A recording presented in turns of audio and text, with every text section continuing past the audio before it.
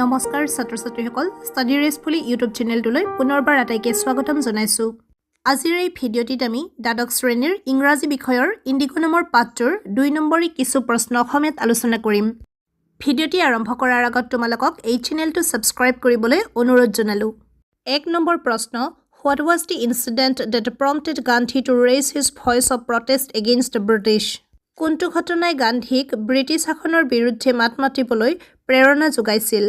Answer: In Champaran, the British landlords of Indigo sharecropping system had done something unfair to the sharecroppers. Gandhi inquired about it and forced out a way for an honorable settlement of the peasants' issue. This episode of Champaran prompted him to raise his voice of protest against the British. চম্পাৰণত নীলখেতিৰ ভাগ-চাখ ব্যৱস্থাৰ অধীনত British জমিদাৰসকলে চাখীসকলৰ প্ৰতি অন্যায় কৰিছিল। গান্ধীজীয়ে এই বিষয়টোৰ ওপৰত তদন্ত কৰে আৰু চাখীসকলৰ সমস্যাৰ এটা সন্মানজনক সমাধানৰ পথ উলিয়ায়। চম্পাৰণৰ এই ঘটনাটোৱে গান্ধীজীক ব্ৰিটিছৰ বিৰুদ্ধে প্ৰতিবাদ কৰিবলৈ প্ৰেৰণা যোগাইছিল। Question number 2. What did Gandhi tell Rajkumar Shukla when they first met? গান্ধীয়ে ৰাজকুমাৰ শুক্লাক প্ৰথমবাৰ লগ পাওঁতে কি কৈছিল? Answer: Rajkumar Shukla wanted Gandhi to visit Champaran to take up a cause of sharecroppers. But Gandhi replied him negatively. Gandhi told Shukla that he had an appointment in Kanpur. He was also committed to go to other parts of India, so he wouldn't be able to go with him. ৰাজকুমাৰ শুক্লাই গান্ধীজীক চম্পাৰণলৈ আহি ভাগ-চাখীসকলৰ সমস্যাটো আলোচনা কৰিবলৈ অনুৰোধ কৰিছিল। কিন্তু গান্ধীজীয়ে তেখেতক নাকাৰাত্মক উত্তৰ দিছিল। গান্ধীজীয়ে শুক্লাক কৈছিল যে তেখেতৰ কানপুৰত এটা আগতেই ঠিক কৰা সাক্ষাৎ আছিল। তাৰোপৰিও তেখেত ভাৰতৰ আন ঠাইলৈ যোৱাৰ প্ৰতিশ্ৰুতিটো আবদ্ধ আছিল। সেইকাৰণে তেখেতে শুক্লাৰ সৈতে যাব নোৱাৰিব বুলি কৈছিল। পৰৱৰ্তী প্ৰশ্নটো হৈছে Why was Gandhi impressed with Shukla? শুক্লাৰ প্ৰতি গান্ধী কিয় আপ্লুত হৈছিল? Answer: When Shukla invited Gandhi to see the sufferings of the sharecroppers, Gandhi refused because he already had many appointments. However, Shukla was determined. He did not leave Gandhi and followed him wherever he went until Gandhi fixed a date. Gandhi was deeply impressed by Shukla's determination and his painful story. শুক্লাই গান্ধীজীক ভাগ-চাখীসকলৰ দুৰ্দশা চাবলৈ আমন্ত্ৰণ জনাওঁতে গান্ধীজীয়ে আগতেই বহু কামত ব্যস্ত থকাৰ বাবে যাবলৈ অস্বীকাৰ কৰিছিল। কিন্তু শুক্লা অটল আছিল। গান্ধীজীয়ে য'তেই গৈছিল শুক্লাই তেখেতক অনুসৰণ কৰিছিল আৰু তাৰিখ নিৰ্ধাৰণ নোহোৱালৈকে তেখেতক এৰি দিয়া নাছিল। শুক্লাৰ এই দৃঢ়তা আৰু দুখ লগা কাহিনীটোৱে গান্ধীজীক গভীৰভাৱে প্ৰভাৱিত কৰিছিল। 4 নম্বৰ প্ৰশ্ন, Why was Gandhi not allowed to draw water from the well? গান্ধীজীক কিয় কুঁৱাৰ পৰা পানী তুলিবলৈ দিয়া হোৱা নাছিল? Answer: The servants of Rajendra Prasad knew Shukla as a poor farmer helping Indigo sharecroppers. Since Shukla was with Gandhi, they thought Gandhi was also a poor peasant and untouchable. That is why Gandhi was not allowed to draw water from the well. Rajendra প্ৰসাদৰ লগুৱাসকলে শুক্লাক এজন দুখীয়া চাখী বুলি জানিছিল, যি নীলৰ ভাগ-চাখীসকলক সহায় কৰি আছিল। যিহেতু শুক্লা গান্ধীৰ সৈতে আছিল, তেওঁলোকে গান্ধীকো এজন দুখীয়া চাখী আৰু অস্পৃশ্য বুলি ভাবিছিল। সেইকাৰণে গান্ধীজীক কুঁৱাৰ পৰা পানী তুলিবলৈ অনুমতি দিয়া হোৱা নাছিল। 5 নম্বৰ প্ৰশ্ন, Why did Gandhi choose to go to Muzaffarpur first before going on to Champaran? Champaran যোৱাৰ আগত গান্ধীয়ে মুজাফ্ফৰপুৰলৈ যাবলৈ কিয় বাছনি কৰিছিল? Answer: Gandhi thought it would be good idea to go to Muzaffarpur on the way to Champaran. He wanted to learn more about the conditions there. So he sent a telegram to Professor J.B. Kripalani of Muzaffarpur Arts College, whom he had met at Tagore's Shantiniketan School. গান্ধীয়ে ভাবিছিল যে চম্পাৰণলৈ যোৱাৰ পথত মুজফ্ফৰপুৰলৈ আগতে যোৱা ভাল হ'ব। তাত চলি থকা পৰিস্থিতি বুজিবলৈ তেওঁ অধিক তথ্য সংগ্ৰহ কৰিব বিচাৰিছিল। সেইকাৰণে তেওঁ মুজফ্ফৰপুৰৰ আৰ্টছ কলেজৰ প্ৰফেচৰ J.B. কৃপালানীৰ টেলিগ্ৰাম পঠিয়াইছিল, যাক তেওঁ আগতে টেগৰৰ শান্তিনিকেতন স্কুলত দেখিছিল।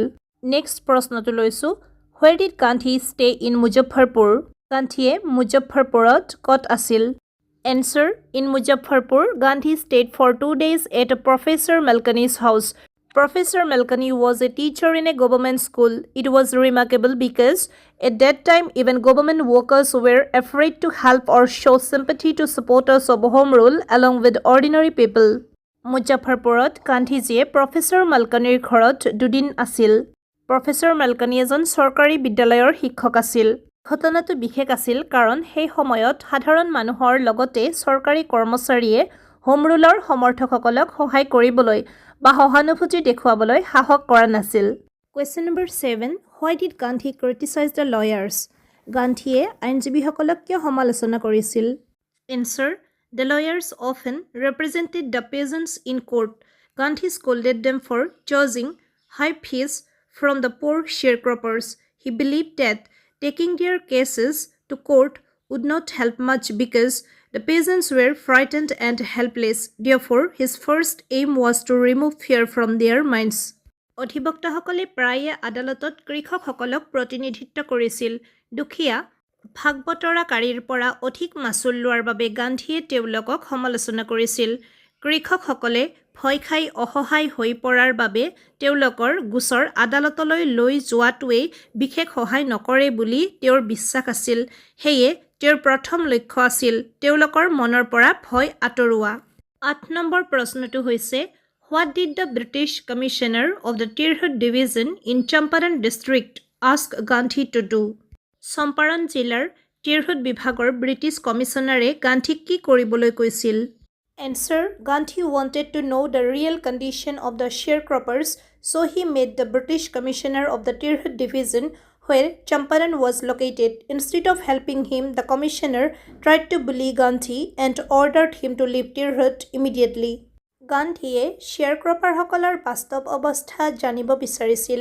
সেইকাৰণে তেওঁ টিৰহুট বিভাগৰ ব্ৰিটিছ কমিছনাৰক লগ ধৰিছিল, য'ত চম্পাৰণ জিলা অৱস্থিত। কিন্তু তথ্য দিয়াৰ সলনি কমিছনাৰে গান্ধীক ভয় দেখুৱাই তৎক্ষণাত টিৰহুট এৰি যাবলৈ আদেশ দিলে। এইবাৰ লৈছোঁ 9 নম্বৰ প্ৰশ্ন What were the conditions of the sharecroppers of Champaran? চম্পাৰণৰ শ্বেয়াৰক্ৰপাৰসকলৰ অৱস্থা কেনেকুৱা আছিল? Answer. Under a long-term contract, the sharecroppers of Champaran were forced to give 15% of their land for indigo cultivation as a rent to the British landlords. When synthetic indigo was developed in Germany, the landlords no longer needed indigo. They then demanded compensation from the peasants. When the peasants resisted, the landlords took them to court. এক দীৰ্ঘম্যাদী চুক্তিৰ অধীনত চম্পাৰণৰ শ্বেয়াৰক্ৰপাৰসকলক British জমিদাৰসকলক ভাড়াৰূপে 15% মাটি নীল খেতিৰ বাবে দিবলৈ বাধ্য কৰা হৈছিল। পাছত জাৰ্মানীত কৃত্ৰিম নীল আৱিষ্কাৰ হোৱাৰ পিছত জমিদাৰসকলক নীলৰ প্ৰয়োজন নোহোৱা হৈ পৰে। তেতিয়া তেওঁলোকে কৃষকসকলৰ পৰা ক্ষতিপূৰণ দাবী কৰে। কৃষকসকলে প্ৰতিবাদ কৰিলে আৰু নিজৰ অধিকাৰৰ বাবে আদালতত গোচৰ দিলে। নেক্সট প্ৰশ্নটো হৈছে Why and when did Gandhiji declare the Battle of Champaran is won? গান্ধীজীয়ে কিয় আৰু কেতিয়া চম্পাৰণৰ যুদ্ধ জয় হ'ল বুলি ঘোষণা কৰিছিল? Answer. When Gandhi realized that the lawyers had joined him and were ready to go to jail with him, he declared that the Battle of Champaran was won. He knew that the common people were already supporting him and now the lawyers were also on his side. Therefore, it was clear to him that victory was certain. যেতিয়া গান্ধীয়ে দেখিলে যে অধিবক্তাসকলেও তেওঁৰ সৈতে যোগ দিছে আৰু তেওঁৰ সৈতে জেললৈ যাবলৈও প্ৰস্তুত হৈছে, তেতিয়াই তেওঁ চম্পাৰণৰ যুদ্ধ জয় হ'ল বুলি ঘোষণা কৰিছিল। কিয়নো সাধাৰণ জনতা ইতিমধ্যে তেওঁৰ লগত আছিল আৰু এতিয়া অধিবক্তাসকলেও সমৰ্থন আগবঢ়ালে, সেয়েহে তেওঁ বুজিছিল যে এই যুদ্ধত জয় নিশ্চিত। পৰৱৰ্তী প্ৰশ্নটো হৈছে What showed the British that Indians would now oppose their power? কি ঘটনাই ব্ৰিটিছসকলক বুজাবলৈ বাধ্য কৰিলে যে ভাৰতীয়সকলে এতিয়া তেওঁলোকৰ ক্ষমতাৰ বিৰুদ্ধে থিয় দিব? Answer. When Gandhiji had to appear in court at Motihari, the peasants came forward to support him. Seeing that Gandhi was in trouble, they spontaneously gathered and protested around the courthouse. This was the beginning of their freedom from fear of the British, which made the British realize that Indians could now challenge their authority. যেতিয়া গান্ধীয়ে মতিহাৰীত আদালতলৈ যাবলগীয়া হৈছিল কৃষকসকলে তেওঁৰ সমৰ্থনত আগবাঢ়িছিল গান্ধী সমস্যাত আছে বুলি দেখিবলৈ পোৱাৰ পিছত তেওঁলোকে স্বতঃস্ফূৰ্তভাৱে আদালতৰ চাৰিওফালে সমবায় কৰি প্ৰতিবাদ কৰিছিল এয়া ব্ৰিটিছৰ ভয়ৰ পৰা তেওঁলোকৰ মুক্তিৰ আৰম্ভণি আছিল আৰু ইয়াৰ জৰিয়তে ব্ৰিটিছসকলে বুজি পাইছিল যে ভাৰতীয়সকলে তেওঁলোকৰ ক্ষমতাৰ বিৰুদ্ধে থিয় দিব পাৰে পৰৱৰ্তী প্ৰশ্নটো লৈছো Why did Rajendra Prasad and the other lawyers agree to follow Gandhi to jail? Rajendra Prasad আৰু অন্যান্য আইনজীৱীসকলে কিয় গান্ধীৰ হৈতে কাৰাগাৰলৈ যাবলৈ সন্মতি দিছিল Answer When Gandhi was taken to court, he talked with Rajendra Prasad and the other lawyers. He asked them to help the sharecroppers if he went to jail. At first, they were unsure, but then they realized that if Gandhi, a stranger, was ready to go to prison for poor peasants, it would be shameful for them not to act, since they lived nearby and had promised to serve the peasants.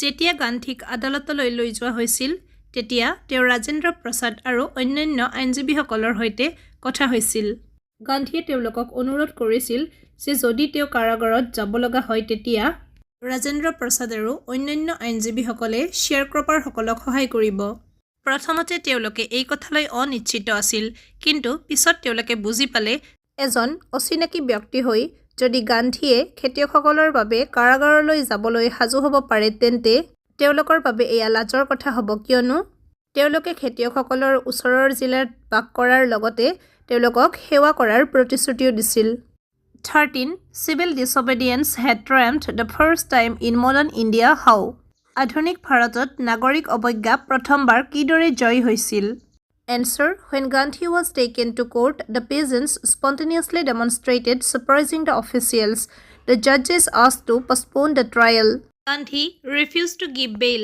The judge released him without bail. After a few days, the government dropped the case against him. This is how civil disobedience won. গান্ধীক আদালতলৈ নিয়াৰ সময়ত কৃষকসকলে স্বতঃস্ফূৰ্তভাৱে বিক্ষোভ প্ৰদৰ্শন কৰি বিষয়াসকলক আচৰিত কৰি তুলিলে। ন্যায়াধীশসকলে বিচাৰ স্থগিত ৰাখিবলৈ কয়। গান্ধীয়ে জামিন ল'বলৈ অস্বীকাৰ কৰিলে। জামিন অবিহনে তেওঁক মুকলি কৰি দিলে ন্যায়াধীশে। কিছুদিন পিছত চৰকাৰে তেওঁৰ বিৰুদ্ধে থকা গোচৰ বাদ দিলে এইদৰে নাগৰিক অবাধ্যতাই জয়লাভ কৰে এইবাৰ আমি 14 নম্বৰ প্ৰশ্নটো লৈছো This was typical Gandhi pattern explain Gandhian politics in view of this statement এইটো গান্ধীৰ সাধাৰণ পদ্ধতি আছিল এই বক্তব্যৰ আলোচনাত গান্ধীবাদী ৰাজনীতি ব্যাখ্যা কৰা Answer Gandhi's politics were based on reality unlike other leaders who believed only in high ideals His politics were closely connected with the everyday problem of millions of people. It focused on loyalty to human beings rather than to abstract ideas. His main aim was to create self-respect among Indians so that they could become self-reliant and stand on their own feet. Gandhir rajniti বাস্তৱতাৰ ওপৰত আধাৰিত আছিল আন কিছুমান নেতাৰ দৰে কেৱল উচ্চ আদৰ্শত বিশ্বাসী নাছিল তেওঁৰ ৰাজনীতি লক্ষ লক্ষ মানুহৰ দৈনন্দিন সমস্যাৰ হৈতে ঘনিষ্ঠভাৱে জড়িত আছিল এই ৰাজনীতি বিমূৰ্ত ধাৰণাৰ প্ৰতি নহয় পৰঞ্চ মানুহ হিচাপে জীয়াই থকাৰ প্ৰতি নিষ্ঠা প্ৰকাশ কৰিছিল তেওঁৰ মূল উদ্দেশ্য আছিল ভাৰতীয়সকলৰ মাজত আত্মসন্মান গঢ়ি তোলা যাতে তেওঁলোকে নিজৰ ভৰিত থিয় দিব পাৰে একেবাৰে শেষৰ প্ৰশ্নটো লৈছো প্ৰশ্ন number 15 What measures did Gandhi take to uplift the backward people at Champaran চম্পাৰণত পিছপৰা লোকসকলৰ উন্নতিৰ বাবে গান্ধীয়ে কি ব্যৱস্থা গ্ৰহণ কৰিছিল Answer Gandhi appealed for volunteers to help improve the social and cultural condition of the Champaran villages primary schools were opened in 6 villages to educate the children Kasturba Gandhi taught the villagers the ashram rules related to personal cleanliness and community sanitation. Gandhi also requested a doctor to volunteer his services to look after the health of the people. গান্ধীয়ে চম্পাৰণ গাঁৱৰ সামাজিক আৰু সাংস্কৃতিক উন্নতিৰ বাবে স্বেচ্ছাসেৱকৰ আহ্বান জনাইছিল 6খন গাঁৱত প্ৰাথমিক বিদ্যালয় খোলা হৈছিল যাতে শিশুসকলে শিক্ষা পায় কস্তুৰবা গান্ধীয়ে গাঁওবাসীক ব্যক্তিগত পৰিষ্কাৰ পৰিচ্ছন্নতা আৰু সামূহিক স্বাস্থ্য বিধিৰ বিষয়ে আশ্ৰমৰ নিয়ম শিকাইছিল ইয়াৰ উপৰিও গান্ধীয়ে এজন চিকিৎসকক নিজৰ ইচ্ছামতে সেৱা আগবঢ়াবলৈ অনুৰোধ জনাইছিল। মৰমৰ ছাত্ৰ ছাত্ৰীসকল, ভিডিঅ'টি ইমানখিনিতে শেষ হ'ল। চাই ভাল লাগিলে লাইক, শ্বেয়াৰ আৰু কমেণ্টৰ লগতে চেনেলটো ছাবস্ক্ৰাইব কৰিবলৈ নাপাহৰিবা। আজিলৈ এৰিছোঁ, ধন্যবাদ।